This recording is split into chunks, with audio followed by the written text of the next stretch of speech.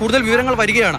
ഷാരോണുമായി ലൈംഗിക ബന്ധത്തിൽ ഏർപ്പെട്ടു എന്ന് തെളിഞ്ഞിട്ടുണ്ട് എന്നുള്ള കാര്യം പറഞ്ഞു. അതും വിവാഹം ഉറപ്പിച്ച ശേഷം, അതായത് ആ സൈനികനുമായിട്ടുള്ള വിവാഹം ഉറപ്പിച്ച ശേഷവും ഗ്രീഷ്മ ഷാരോണുമായുള്ള ബന്ധം തുടർന്നു. അത് എക്സ്ട്രീം ലെവലിലുള്ള ബന്ധം തുടർന്നു. അതായത് ഷാരോണിനെ കൃത്യമായി ആ ചാറ്റുകളിൽ അത് വ്യക്തമായിരുന്നു. പോലീസിന്റെ കുറ്റപത്രത്തിൽ അത് കൃത്യമായി തന്നെ പറയുന്നുണ്ട്.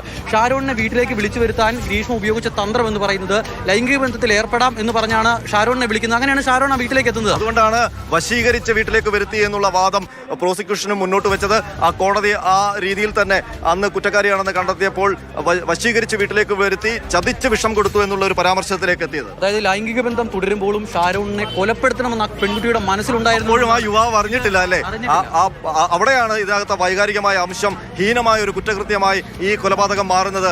ആ പാവം പയ്യൻ, ആ പാവം ചെറുപ്പക്കാരൻ, ആ പാവം യുവാവ് അറിഞ്ഞിട്ടില്ല തന്നെ സ്നേഹം കൊണ്ട് ഈ പെൺകുട്ടി പൊതിയുന്നത് വിഷം ഉള്ളിലേക്ക് നൽകി തന്നെ എന്നേക്കുമായി ഇല്ലാതാക്കാനാണ്. തന്നെ ജീവിതത്തിൽ നിന്ന് ഇല്ലാതാക്കി ഒരു ജീവിതത്തിന്റെ ഒരു വലിയ നല്ലൊരു ആർഭാട ജീവിതം ലക്ഷ്യം കണ്ടുകൊണ്ടാണ് ഈ തന്നെ ഒരു ചതിയിലാണ്, ഒരു കെണിയിലാണ് പെടുത്തിയിരിക്കുന്നതെന്ന് അപ്പോഴും ആ യുവാവ് അറിഞ്ഞിരുന്നില്ല.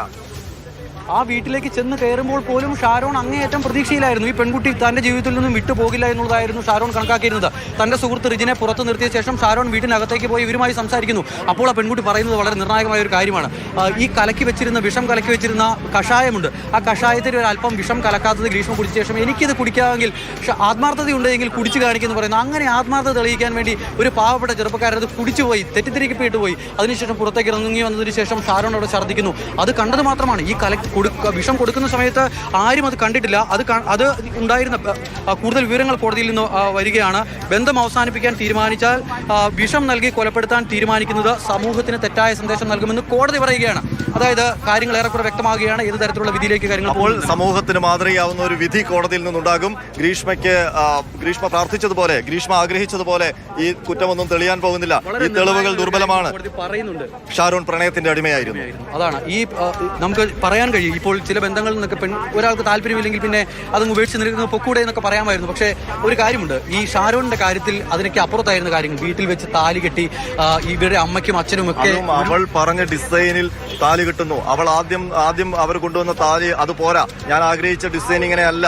അപ്പോഴും ഇവർക്ക് എന്തിനാണ് ഇങ്ങനെ താലിയുടെ ഡിസൈനിലൊക്കെ കടുംപിടുത്തം പിടിക്കുന്നത് എന്ന് ഷാരോണിന്റെ വീട്ടുകാരും സുഹൃത്തുക്കളും ഒക്കെ അതിശയിക്കുകയും ചെയ്തിരുന്നു. അപ്പോഴൊന്നും അവർ അറിഞ്ഞിരുന്നില്ല ഇവളുടെ ഉള്ളിൽ ഒരു കൊലപാതകി ആസൂത്രണങ്ങൾ നടത്തിക്കൊണ്ടിരിക്കുകയാണ്, ഞങ്ങളുടെ ഷാരോണിനെ എന്നേക്കുമായി ഇല്ലാതാക്കാൻ എന്നുള്ളത്. അപ്പോൾ അവസാന നിമിഷം വരെ, അതായത് 11 ദിവസവും ഷാരോൺ മരണവുമായിട്ട് മല്ലിട്ട് കഴിയുമ്പോഴും ആ ദിവസങ്ങളിലൊക്കെ ഷാരോൺ ഗ്രീഷ്മയെ സംരക്ഷിക്കുകയായിരുന്നു. അത്രത്തോളം അയാളുടെ അടിത്തട്ടിൽ വരെ ഉണ്ടായിരുന്നു ഗ്രീഷ്മയോടുള്ള പ്രണയം.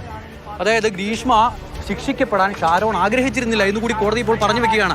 അത് ആത്മാർത്ഥതയുടെ ആഴം കാണിക്കുന്നതിനാണ് അനന്തൻ. കാരണം കോടതിയിൽ കിടക്കുമ്പോൾ ഒരു മരണമൊഴി ഷാരോൺ നൽകുന്നുണ്ട്. അതിൽ ഷാരോൺ പറഞ്ഞു വെക്കുന്നത് എൻ്റെ ഗ്രീഷ്മയെ അങ്ങനെ ചെയ്യുമെന്ന് ഞാൻ കരുതുന്നില്ല എന്ന്.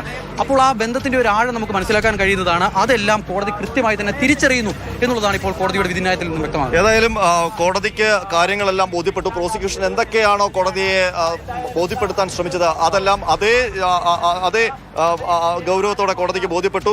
ഷാരോണിന് പരാതി ഉണ്ടോ ഇല്ല എന്നത് ഇവിടെ ഒരു വിഷയമേ അല്ല എന്നാണ് കോടതി കണ്ടെത്തിയിരിക്കുന്നത്. അപ്പോൾ അതൊരു ഹീനമായ കുറ്റകൃത്യം, അത് അപൂർവങ്ങളിൽ അപൂർവമായുള്ള ഹീനകൃത്യമായിട്ട് കോടതി ധരിച്ചിട്ടുണ്ടോ എന്നുള്ളതാണ് ഇനി അറിയാനുള്ളത്.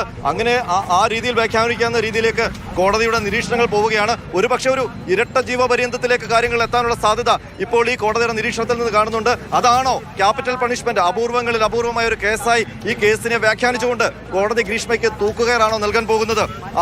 കോടതിയുടെ നിരീക്ഷണങ്ങൾ ഗൗരവമർഹിക്കുന്നതാണ്. ഒരു ദയയും ഗ്രീഷ്മ അർഹിക്കുന്നില്ല എന്ന വ്യാഖ്യാനിക്കാവുന്ന നിരീക്ഷണങ്ങളാണ് ഈ നിമിഷം കോടതി വിധിന്യായം വായിക്കുമ്പോൾ പുറത്തു വന്നുകൊണ്ടിരിക്കുന്നത്.